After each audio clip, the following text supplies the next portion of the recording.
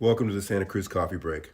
If you're watching on YouTube or listening on Apple Podcast, please follow, hit the like button, or any subscribes. It really helps us with the algorithms. Santa Cruz Coffee Break is produced by the Santa Cruz Guitar Players Forum. All opinions are those of the speakers. We invite you to join us on the Santa Cruz Guitar Players Forum at SCGCPF for more fun. Now, let's get on with this installment of Santa Cruz Coffee Break. We'd like to welcome everybody to the 102nd, yes sir, podcast of the Santa Cruz Guitar Players Forum, and we welcome back Adam Traum today. Adam, it's such a pleasure to have you. Well, thanks for having me, and it's great to see you guys. Good to see you again, Adam. You have so much going on right now with your own work and with Homespun. Catch us up. Wow. Somehow it doesn't, I feel like my wife probably works harder than I do, but we can edit that out. No, we'll leave that in. No, I think it's totally fair. I've been, it's been a really interesting time, interesting year. I've been doing a lot of work with Homespun. I've been doing a lot of work on social media with Homespun, which has been really fun. It's been sort of fun to work on that stuff. And we most recently shot a really great lesson that everybody who's watching this should get. It's a lesson by Mitchell Thomas, who, if you guys don't know who he is, he has a great website called MT Guitar. He did and he does short form stuff, but I was lucky enough to get him to do a full-length hour-and-a-half lesson on learning how to play chord melody guitar. And he starts super simply and talks. His formula is beautiful for the lesson, and he is just a spectacular player. If you guys haven't checked him out, he's absolutely worth giving a listen to. And I have to say it's one of my favorite lessons I've produced for him. I was just on the phone earlier with one of my oldest pals who I used to play with back when I lived in Georgia, back in the mid-1990s, Javier Matos. He did a great lesson for Homespun called Driving the Blues Highway. And so he's going to do a lesson for us again, which I'm really excited about. Did I see the Mitchell Thomas? Did I see an announcement on that? Yeah, he came out last month, I think, but he's amazing, and he's a really gifted teacher and player, and I learned a lot just by working on the lesson. It really, and that's actually one of the things I love about Homespun work is that every time I do a lesson, I feel like I learned something new and cool. Even my own lessons, but like when I have to go down my own rabbit holes and go, oh, how am I going to do that? I learn things just by working on them. But then you're adding to that, working with these great artists like David Pasco did a great cross-picking lesson for us, where he really breaks down what goes into cross-picking, and cross-picking is maybe one of the more challenging things I've undertaken in my life, and I feel like after a lot of years of attempting it, I'm like, I finally don't suck at it. It's one of those things, I don't think you can ever stop getting better at cross picking. And it's a really beautiful style. So we've done a bunch of cool stuff, and so our Homespun, and I've been spending a lot of time with the Homespun YouTube page, putting things up on there, and the Homespun Facebook page is getting more developed out. I didn't have access to it after my dad passed, so about a year and a half ago. So when I was back home in Woodstock doing a benefit in his name for the Woodstock Historical Society, he and I was able to get access to his computer and get myself signed in as one of the administrators. So that's been really fun to kind of to work on all that stuff. And in the meantime, I'm boosting my own pages and doing short lessons. And I just figure if I keep working, I won't have to get a real job. Yeah, you have to be careful with that one. Once I feel like a little bit like I'm a shark. If I stop moving, I have to like get out of the water and actually go work for somebody and report to a boss. Yeah, sorry, don't. That's a.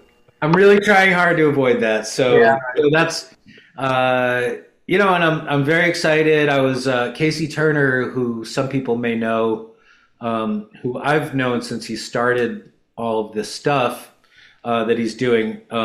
He was kind enough to invite me to do a benefit for the Redwood Empire Food Bank called A Nod for Todd, and it's an amazing lineup. Like just this woman Ellie James, who I saw once before, who is just amazing, and Lori Lewis, and it's a total list of luminaries, and Lori and Nina Gerber playing together at this thing at the Hot Monk, and I believe that's the 18th, so a week from Thursday, I think, or 2 weeks. Anyway, whatever that is. So it's just really it's an exciting thing to be a part of, and I'm really glad that Casey asked me.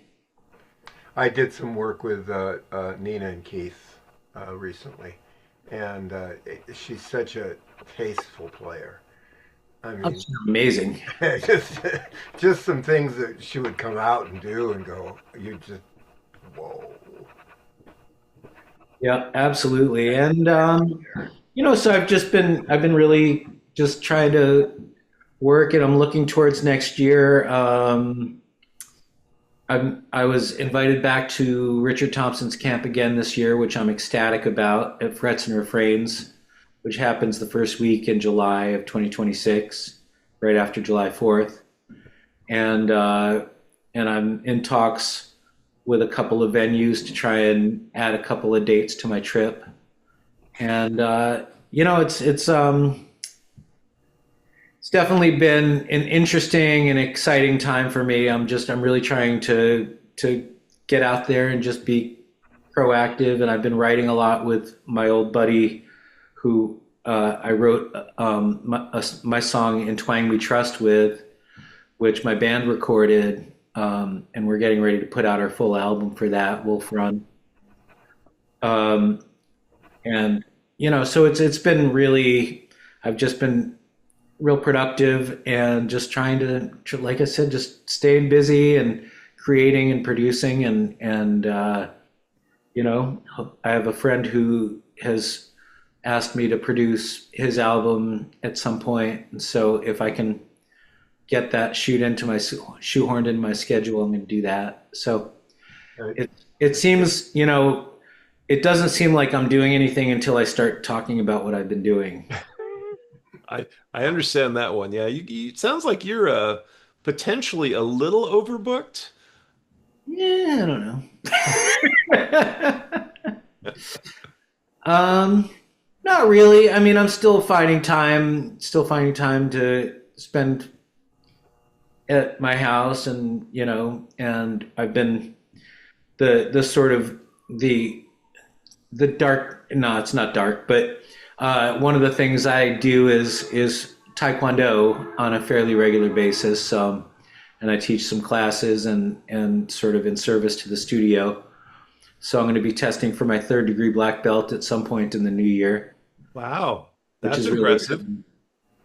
Really, it sounds more impressive than it is. I've just been, just been doing the work for it. There's a lot more talented people than me. I started it late in life, and so I don't have that like crazy flexibility that a kid does. Yes, you could. It sounds like you could probably break a guitar with one hand, though. Yeah. These hands are registered weapons. No,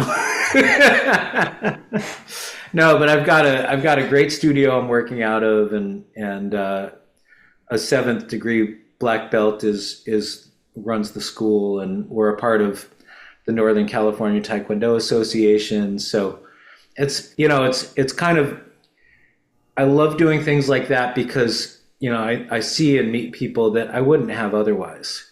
Yeah. I love my musician friends, but you can only talk about 251 so much. Yeah, okay. We'll give you that one. Yeah, I'm working on chair yoga, I mean, Hey, I did a little bit of that. It's awesome. yeah, it's actually, it's really great for stretching. It's a great stretch. That reminds me, I should get back to that. 72, you want to keep those muscles limber and things working. It's just about just keeping on doing it. And that's sort of how I'm feeling about my playing.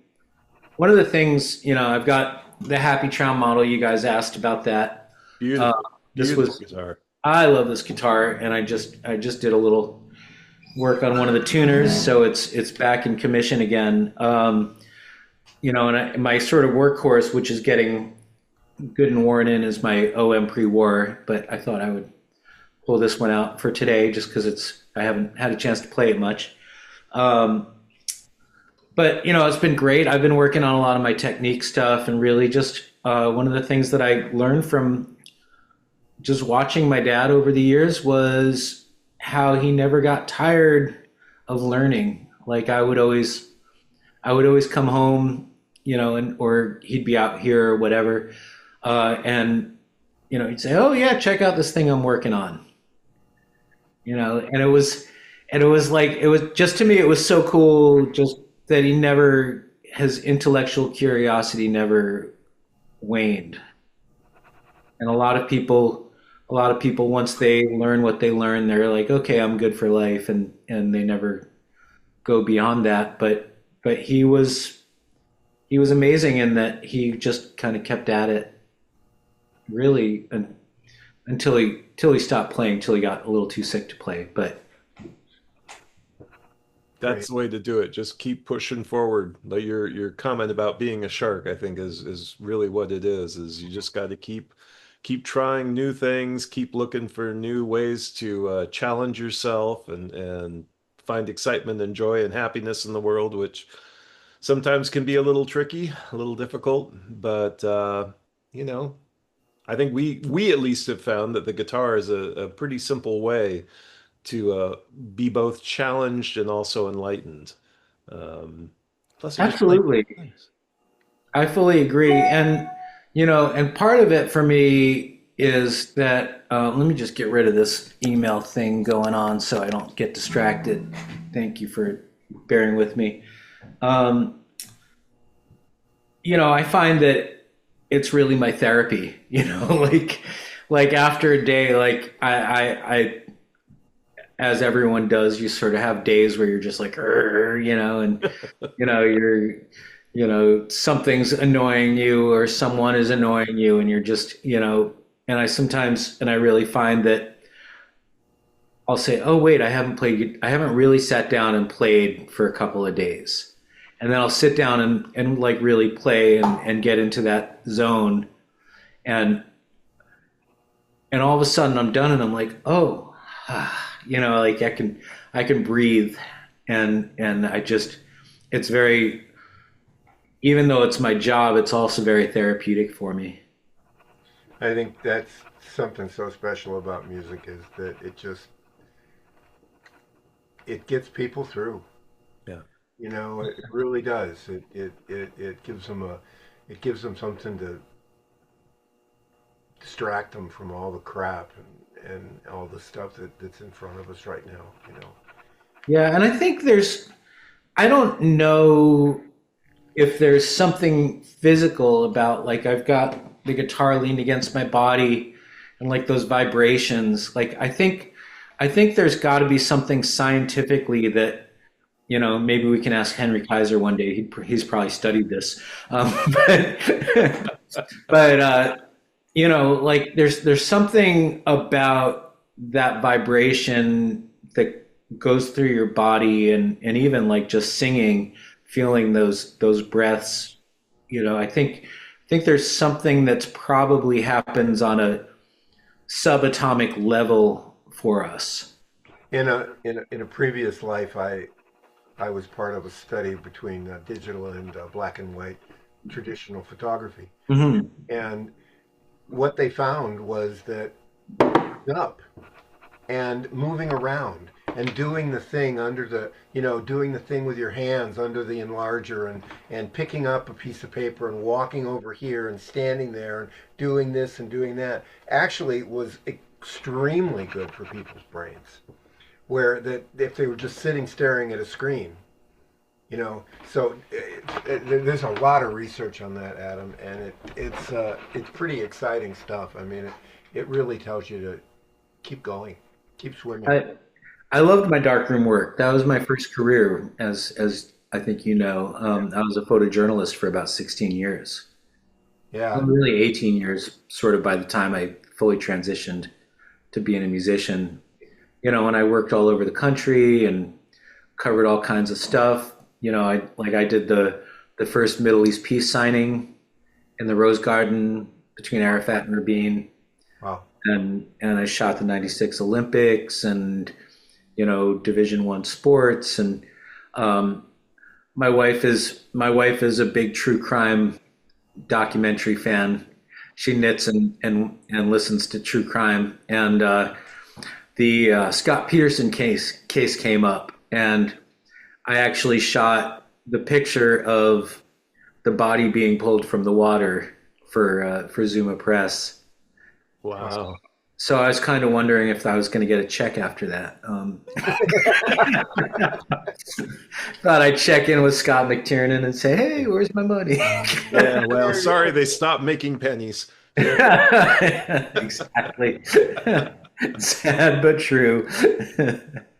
Yeah, I had a little knowledge of your previous work, but that's fantastic, Adam. I love that work, but it's to me it's not that far afield from what I'm doing now. I mean, really it's really about the creative process and about tapping into whatever that primal thing is in us that wants to express, and how we want to express ourselves, and how we want to see the world, and how we want to share our view of the world. That to me is kind of that's sort of the crux of being an artist, is that you get to share your viewpoint of the world. I recently read Rick Rubin's book, The Creative Process, which is, I would recommend any aspiring guitar player or musician or artist, or really anybody, read that book, because it really talks about tapping into that stuff and his Buddhist beliefs and how they tie into that. And it's about not thinking that anything's so precious, and not doing things for other people or what you think other people are going to like, but doing things that you believe in and feel strongly about. Yeah. And then you let it loose on the world and let it become its thing. Yeah. Which, Whether or not, wherever it goes, wherever it goes, it might go nowhere, but you put it out in the world. you You created it, and then you get to create something else. you were kind of around for the film I did, and Yes. we tried for 3 or 4 years to sell that thing. I mean, literally, we had a great streaming service. We just beat it. And finally, last June, I gave up. And I said, screw it. I'm going to put it on YouTube for free. Mm. And I didn't look at it for about 4 months. And I got a note popped up in my email that there's a comment that they wanted me to judge. And I went and looked at it. It was 28,000 views. Wow. We didn't have 200 in 4 years. Right. And all of a sudden we made it free, and it was like, and I'm good with that. The message was good. The message was strong in there, and if that's my lesson on that, that's my lesson. But just putting it out there in the world, and you don't know who it affects. You Yep. don't know how your songs affect somebody when they hear it. Absolutely. And my band Wolf Run, we put out a bunch of singles, and I don't know how many, we've gotten some listens and we're getting ready to put out the full album, but I wish I had read Rick Rubin's book before we did the album, because I mean it's sort of, we started it at a time, and I'm really proud of it. Like, we did really, there's some beautiful stuff on there, and I'm really really proud of what we did, and getting to work with these guys, Jack Hines and Kendrick Freeman, my bandmates. Super proud of it. But like, in hindsight, I might, with all the kind of time we spent doing multi-tracks and all, because we kind of started in the middle of the pandemic, and it was like, and then we were sort of piecing everything together, and the final product is really good. But in hindsight, like, we could have just gotten together, whoever we wanted in the room, and just done it and played. And, it would have probably had as much artistic merit, because the songs were good, and the playing was good. And it was, I think at the end of the day, a little bit of a lesson to me, where like letting go of the our precious thing, and recognizing that it's just a snapshot in time. Well, that's why I think live albums have so much appeal. Is there's something about the genuineness, the spontaneity of just playing with people. Um, it may not have all the technical brilliance, Yes. but there's an energy and something to it that just gives it a little more appeal to some people. Now, I know that there are a lot of people who really like and get into the polished finesse of a studio masterpiece, and yeah, they are very appealing. Um, Absolutely. but But also some of the finesse, great word, by the way. Some of the finesse that you're talking about, like, if you, I'm going to be showing my age here a little bit, but if you think about like Blood on the Tracks, and I think I apparently know this album too well, but the Dylan tune, you're a good girl all the way. Drawing a blank on the title. Apparently, I don't know it that well. But there's like a couple guitar lines in there where it's just a little weird and funky, and they just sort of come out of left field, but they're there, and it's beautiful, and it's maybe an accident, but it's a beautiful accident, and yeah, it's that character, and that, and I think, unfortunately, because at the time, I'm sure someone was like, well, it's not worth trying to fix that mistake. We're just going to leave it in. Or like the old Rudy Van Gelder jazz recordings that he did in Hoboken. Like, you either hit the note or you don't. And if Miles or Coltrane went ba ba ba ba, like, that was it. That was in there, and you're not going to get it out. You don't need to like scrub everything so clean. And I think that's one of my issues with a lot of the modern recordings, is because we do, but it's always not necessary. it's what's really fun is my wife and I have some very distinct differences in the kind of music we like to listen to. And occasionally she'll put on they're like these Korean boy bands. I don't, Oh, K-pop or K-pop, yeah. something. Yeah, yeah. She can get into that. And I gotta say, I'm not all that interested. But then I'll put on something like, maybe some John Lee Hooker, and she's like, I can't listen to that. And I'm like, well, it's just He's like, he's doing that all day long.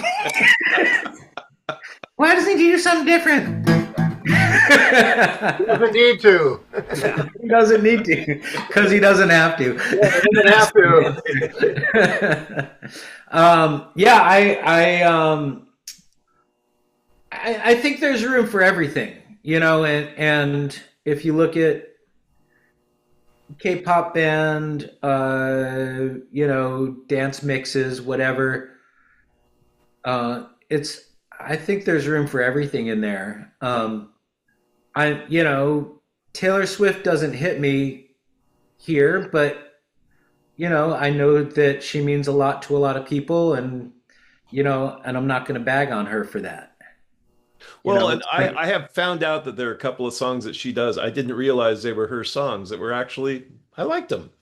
No, I mean, she's. I got no issues with her. She's Yeah. a good artist, and she does have some songs, but on the whole, like it's not my thing, and I'm totally cool with that. Like I I'm think sure she maybe, is too. yeah, she doesn't care what I think. She's like, yeah, screw you, old man. Travis, beat him up. Go get him, Travis. Exactly. All of a sudden, I have the entire defensive line of the Kansas City Chiefs knocking on my door. Wait, who's that? Just before we started, you were saying that we've just had the first AI generated Billboard #1. Yeah. So, how do they give out an award for that? I think they put. I think what they'll do is they'll like on like one of those like track rollers. They'll roll out like Zeros and ones. they'll roll out a computer on top of that. Thank you for this. Or actually, no, it'll be. I think what it'll be is that AI guy's narrator voice that like when so and so and so and so did this, right? So it'll be that guy. Thank you very much for this award. I think it should just be an NFT. Oh yeah, Yeah. good call. We're not going up. Well, Go Adam ahead, wanted to Brad. play a song for us. Yeah, We should let him play yeah. a song. Oh yeah, too much chatter, He's been not enough holding that clatter, guitar huh? there, just like his fingers are just. So we're Yeah, sure. we're trying out a new setting, which is original sound for musicians. It's a plugin for Zoom. Ooh, nice. Maybe. So Let's find out. yeah, we'll jump in on that one. Let me drop my wire down here.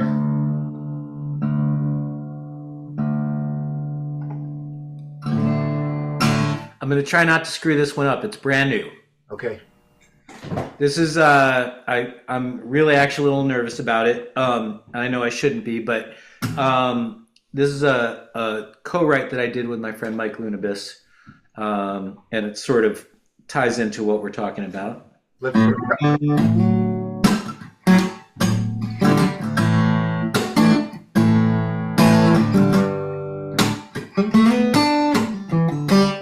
People crowing about who's getting owned.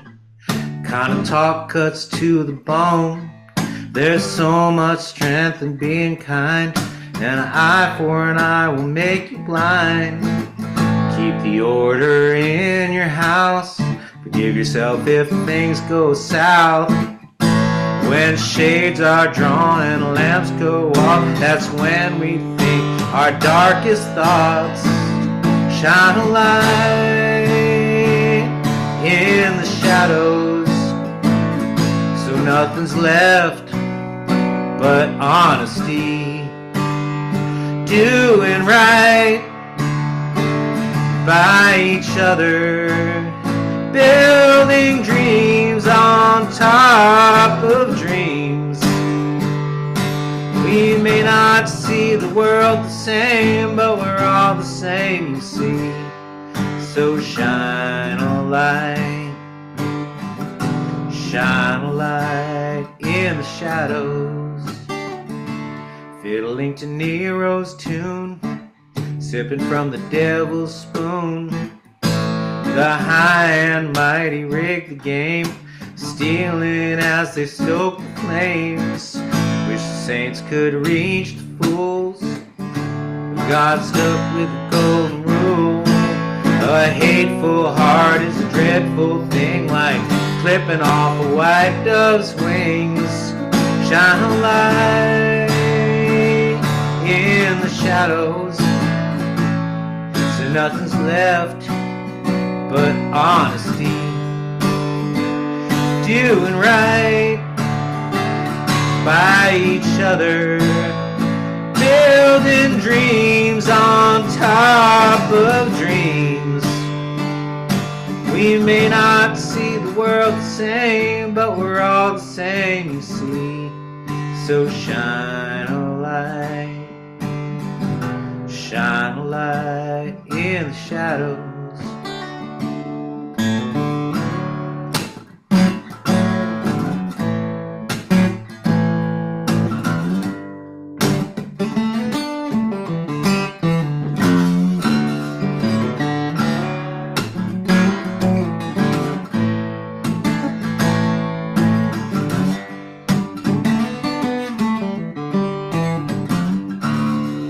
I feel my anger rise, take a deep breath, close my eyes, and cry for the helpless tonight. Shine light in the shadows, so nothing's left but honesty. Whoa. Thank you. Let's throw a copyright on that right now. just so nobody grabs that. That's beautiful, Adam. Very nice, yeah. Really beautiful. Really, really great message. Yeah, I've been doing a couple of sort of more messagey songs lately, just because I feel like, this is the time for it. Yeah, for sure. I think we're definitely we're at an inflection point in our world where I think we need to step up and have some positive messages out there and recognize that we're all in it together. Pretty much. Thank you. Yeah. My pleasure. Thank you. Really. Well, before we sign off, Adam, remind us of all the various places we find you on the interwebs. Okay, we've got. Everyone, get your pens out. There will be a quiz on this. So we're going to be, I believe, on the 18th of this month. Let me confirm that on my calendar. Yes, the 18th. My mind seems to be intact. On the 18th of this month, I'm going to be playing a song at Nod for Todd, which is a food fundraiser for the Redwood Empire Food Bank. A lot of great artists are going to be on the bill. I'm just playing one song. That's going to be at the Hot Monk Sebastopol in Sonoma County. And then we've got this. If anybody happens to catch this early enough, this Friday I'll be backing up my good friend Shane Soldinger over at the Silverado Country Club in Napa. So I'm doing the highbrow stuff. I'm going to be doing a Santa Cruz workshop in Santa Ana right before the Wednesday before NAMM. Yeah. Exciting. Are you doing that at Organic Sounds? Correct. Yes. Yeah. I'm in contact with him about that. We're gonna try. And I'm going to be doing it with Catfish Keith, which I'm very excited about. Love that guy. Wow, nice. I know. He'll be slumming it with me. And then we've been doing a lot of stuff out on the YouTube Homespun page, Homespun Music Instruction. The Facebook Homespun Music Instruction. It's a great place to see different videos. You can check out Adam Traum Music on Instagram, adamtraumguitar.com to find out what I'm up to. Wolfrun.net is my band website, and we're starting a book for 2026. And We've got our full album coming out, 14 tunes on it, big project. And then, of course, check out all the offerings at homespun.com. It's a really great legacy to be a part of, and check that out. We've got some new stuff coming out. We're reissuing some old things. Looks like we'll be putting out Gatemouth Brown's lesson, which we hadn't previously had. So that's going to be coming out soon, I'm very excited about that. I got all the digitized stuff done, and so I just have a lot of exciting things going on, and I'm still writing a bunch of songs, and I think I'm going to record a new solo album in 2026. So I'll keep you all posted on that stuff. Great. And yeah, and I've got a bunch of cool projects. You can also check out Adam Traum music on YouTube as well. So I'm putting stuff up there. And my Instagram is Adam Traum Music. And so I've been putting up a bunch of mini lessons there, like just little short hits. So Yeah, you definitely worth adding as a friend on Facebook, so you can pick up on those. It's really nice. And it does sound like you've got the interwebs pretty well covered. I think I spend probably a little too much time online, but that's the world we're living in today. That is unfortunately too true. Well, Okay. Thanks for a few minutes of your guys' time, and really great to see you both, and hope to see you soon. Have a sunny afternoon up in Sonoma. Thanks. It looks like the fog cleared. It looks like we're good to go. There you go. Excellent. Have a great day. Thanks, gentlemen. Bye. See ya. Thank you. All right. Bye-bye. We hope you enjoyed this installment of the Santa Cruz Coffee Break.